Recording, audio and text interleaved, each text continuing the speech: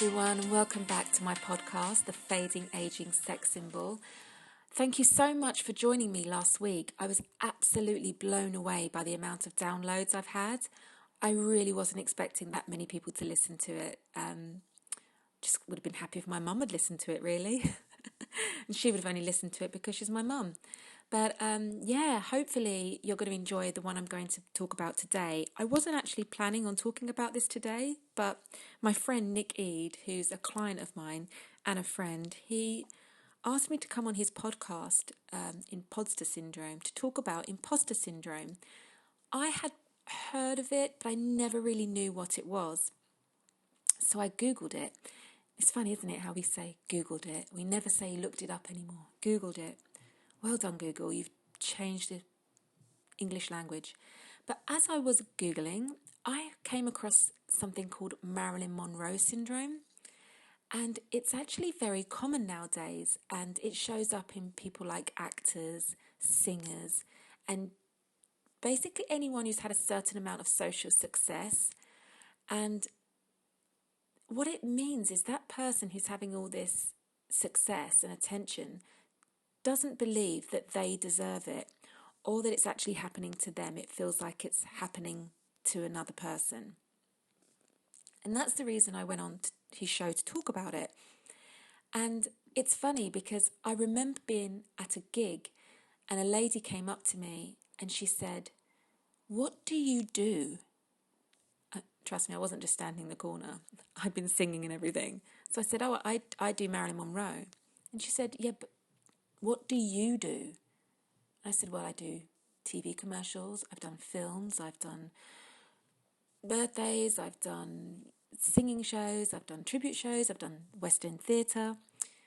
"Yeah, but what have you actually done?"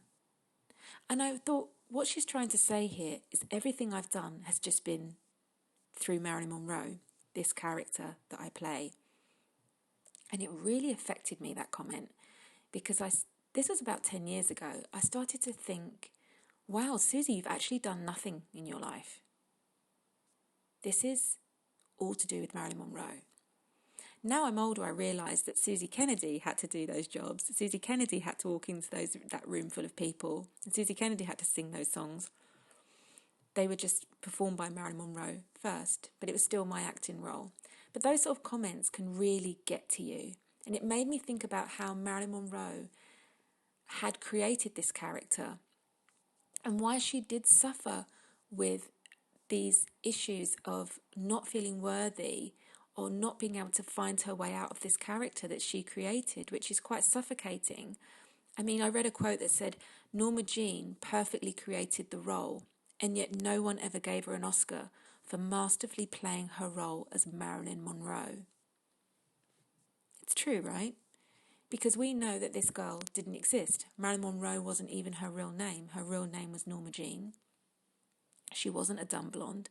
She was just a great comedy actress that made you totally believe these characters.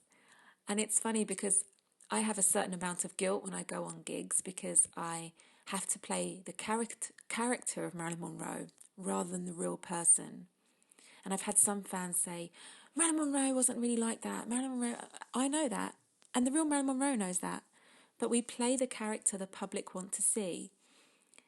And when you see Marilyn Monroe at events or in public, at public events, you see her smiling like she's the happiest girl in the world.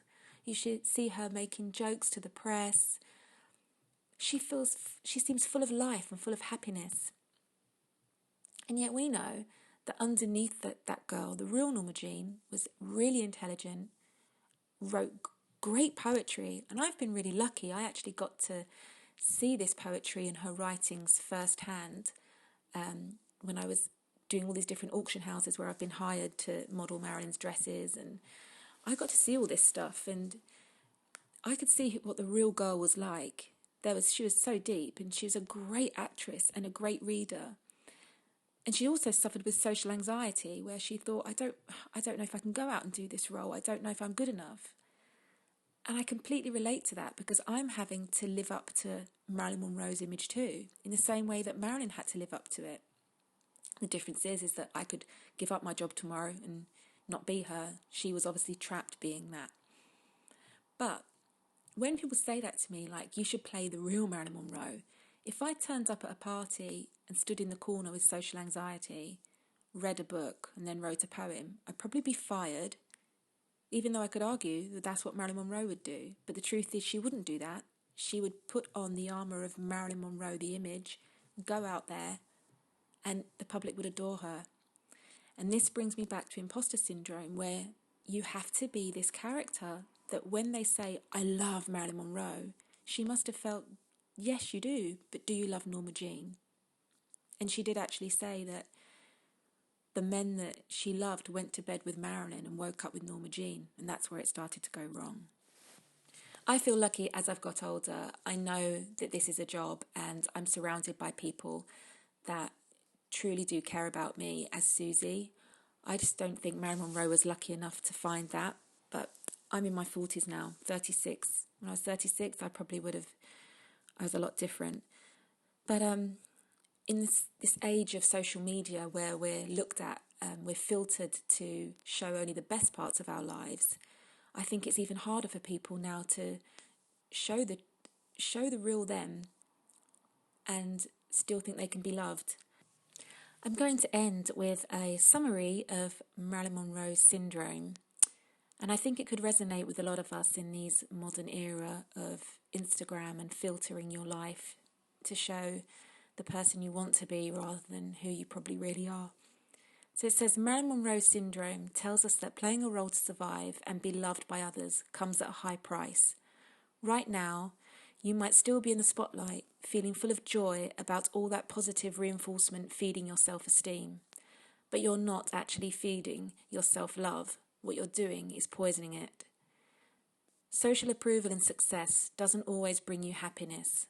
A lot of the time, they leave you empty and slowly, inevitably, will wear you out.